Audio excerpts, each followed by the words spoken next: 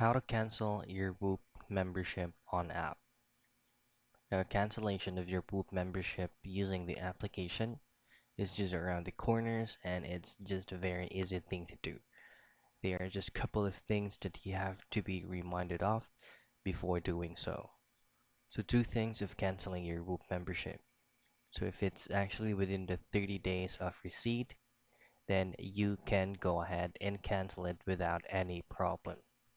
However, if you will be canceling it outside the 30-day period of cancellation, and what you want to do if you're paying a monthly period or a monthly basis, so you have to pay off the remaining months or in a full or schedule a cancellation at the end of the commitment. And then if you have paid upfront around 12 or 24 months, then you just have to schedule your membership to cancel at the end of your commitment period. It actually works on the same thing. So if you're between these two cancellations right here, and all you have to do is just to log in using the application, your password, and then your user ID, and then just head over directly to cancel membership. And right there, you should be able to cancel your Whoop membership without any problems.